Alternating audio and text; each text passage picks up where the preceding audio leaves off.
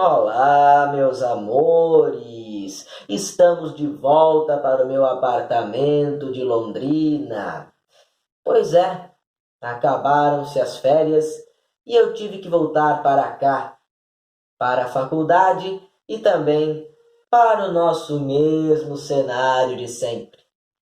De modo que a partir de hoje vocês tornarão a ver por aqui o meu ventilador, o meu violão e tudo aquilo que vocês já viam antes.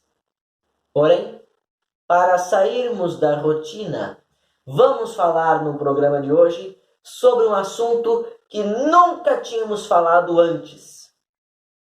Vamos falar sobre música erudita brasileira.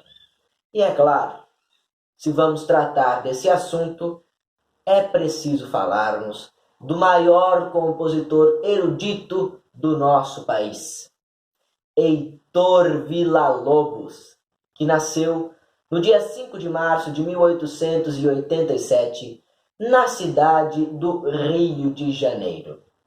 Seu pai era músico, tocava em cafés, confeitarias, salões de hotéis, salas de espera de teatros, cinemas, em bailes, etc. Foi com ele que Villa-Lobos aprendeu a gostar de música. E mais do que isso, foi com seu pai que Heitor Villa-Lobos aprendeu a ser músico. Sua primeira composição aconteceu aos 12 anos de idade, ou seja, no ano de 1899. Tratava-se de uma cançoneta intitulada Os Sedutores, que foi composta no mesmo ano da morte do pai de Heitor Villa-Lobos. Desta forma, Heitor Villa-Lobos assumiu as condições de arrimo de família e, para sustentar sua mãe e seus irmãos, ele substituiu seu pai nos locais onde este trabalhava antes. É isso mesmo. Villa-Lobos passou a tocar nos mesmos cafés, confeitarias, salões de hotéis, etc., nos mesmíssimos que seu pai tocava antes de falecer. Porém, Villa-Lobos sempre colocava entre as canções de seu repertório alguma de sua composição, de modo que, no princípio do século XX, o nome de Heitor Villa-Lobos tornou-se bastante conhecido na sociedade carioca. E mais do que isso, bastante respeitado. Canções como Amazonas e o Irapuru já eram vendidas em suas partituras. E, é claro, eram tocadas nos lugares públicos. Mas, apesar disso, o pontapé inicial para o grande sucesso da carreira de Heitor Villa-Lobos aconteceria no ano de 1922, com a Semana de Arte Moderna. Vocês sabem que a Semana de Arte Moderna é um marco importantíssimo na arte brasileira e na produção artística do nosso país como um todo, não é? A Semana de Arte Moderna inaugura a escola modernista no Brasil, a primeira geração, certo? Depois ainda virão mais 2 gerações modernistas. Outra na década de 1930, que será a segunda, e outra a partir de 1945, que será a terceira. Mas tudo começou lá em 1922, na Semana de Arte Moderna, quando artistas do naipe de Oswald de Andrade, Mário de Andrade, Manuel Bandeira e, é claro, Heitor Villa-Lobos inspiravam-se muito nas vanguardas artísticas lá da Europa, mas também misturavam tudo isso com uma boa dose de brasilidade. Especificamente no caso de Villa-Lobos, ele estudou muito com os chorões do princípio do século XX. Pois é. Inclusive, uma das obras mais conhecidas de Villa-Lobos são os seus choros. para violão. Heitor Villa-Lobos tocou na Semana de Arte Moderna de 1922 e, por conta deste sucesso, foi convidado para se apresentar até mesmo em Paris, onde ele pôde promover o seu concerto através de uma mentira, de uma fake news. Fato ou fake? Numa entrevista ao jornal francês L'Intransigeant, Heitor Villa-Lobos disse que, durante uma expedição pela Amazônia, o barco no qual ele navegava pelo rio Amazonas haveria naufragado.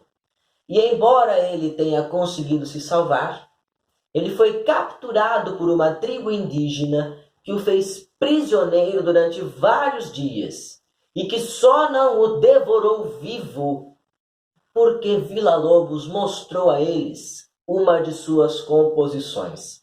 E eles gostaram tanto que decidiram libertar o compositor.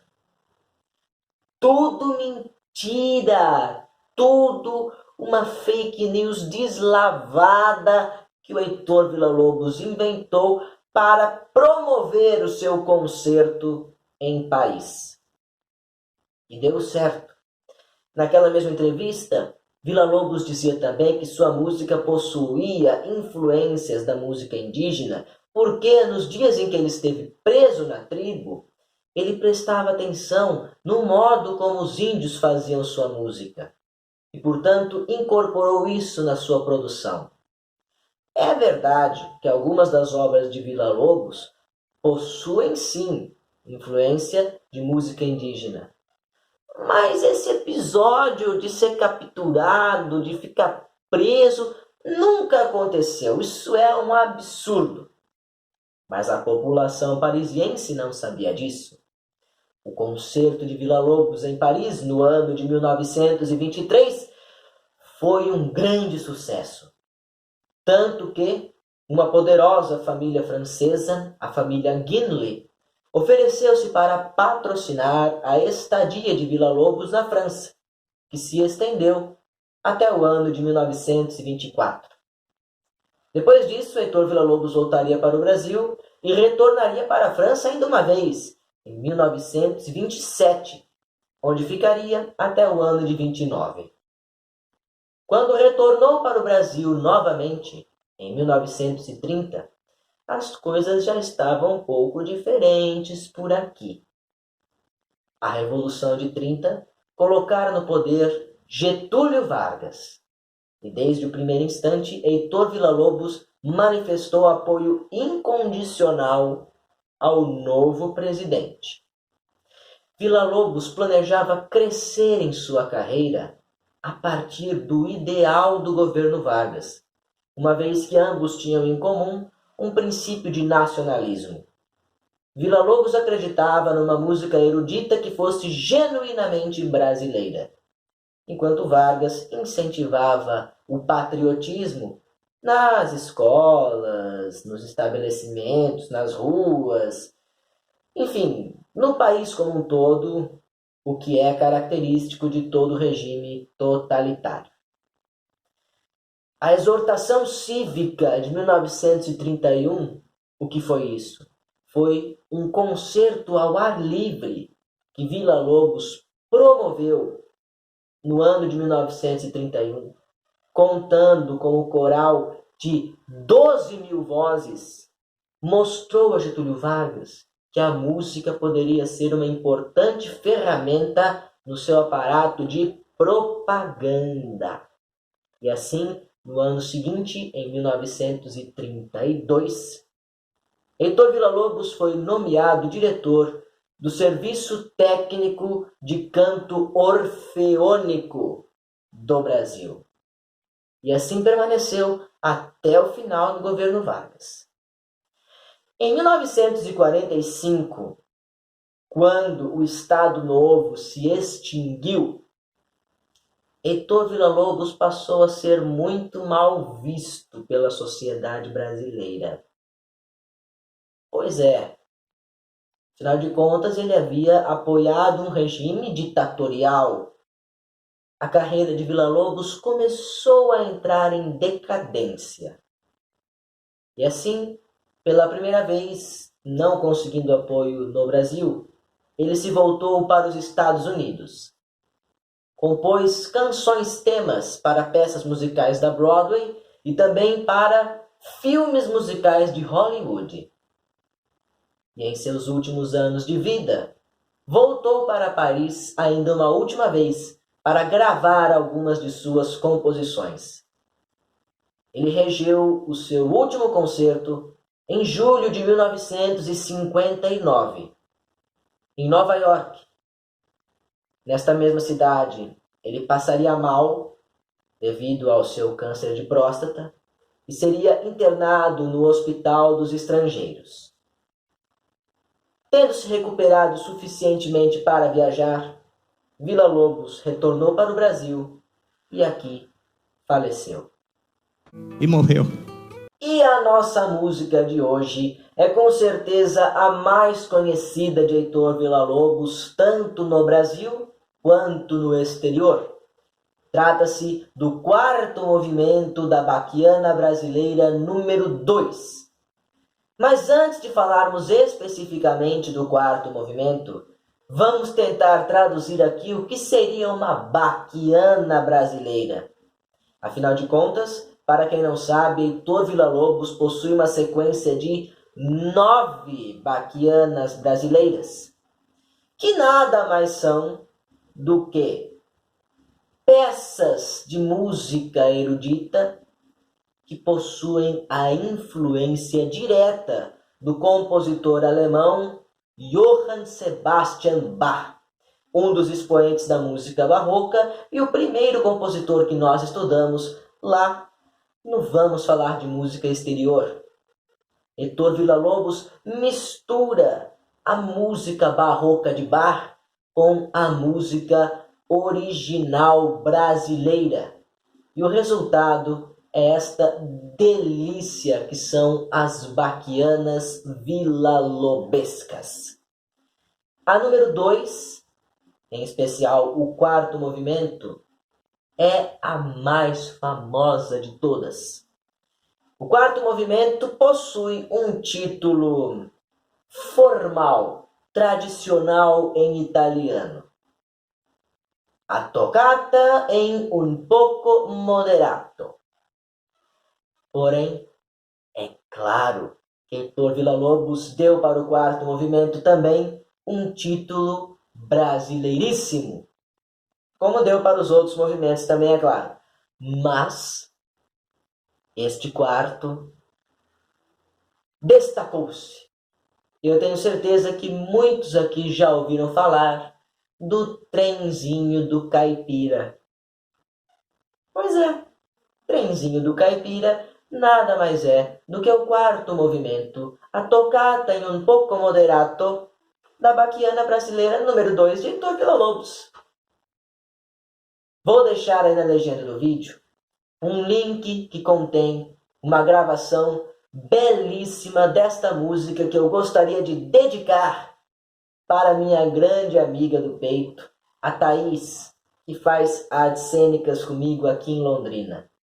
Ela é muito fã de música erudita e sempre que a gente conversa sobre isso, acabamos caindo no Heitor Villa-Lobos. Daí eu sempre falo para ela, a Baquiana Brasileira, número 2, Trenzinho do Caipira, e ela não conhece essa música de nome, mas já me disse que conhece sim, de ouvido. Portanto, Thaís, beijo para você, esta vai para você. Vou deixar este link aí na legenda do vídeo e vou deixar também um segundo link, porque, se vocês não sabem, existe uma letra para o Trenzinho do Caipira, que foi composta em 1976 pelo poeta Ferreira Goulart. Ferreira Goulart compôs a letra de Trenzinho do Caipira, que foi gravada pela primeira vez em 1978 pelo cantor Edu Lobo. E eu vou deixar aí na legenda do vídeo a gravação de Edu Lobo. Eu espero muito que vocês gostem, espero muito que vocês tenham gostado do programa de hoje. E eu peço, antes de me despedir, que vocês reparem aí nos links que vocês vão escutar, no trenzinho do caipira, como esta música consegue reproduzir o som de um trem em movimento. É incrível, é fantástico, é simplesmente fabuloso. E para conseguir reproduzir o som desse trem, Villa-Lobos mistura instrumentos de percussão genuinamente brasileiros, como o pandeiro, as maracas, o reco-reco, com instrumentos de percussão que são tradicionais da música erudita. A exemplo dos pratos, do bombo, do tantã. Reparem nisso. Reparem nisso e depois comentem aí se vocês conseguem ter a sensibilidade de perceber esta maravilha da música erudita brasileira.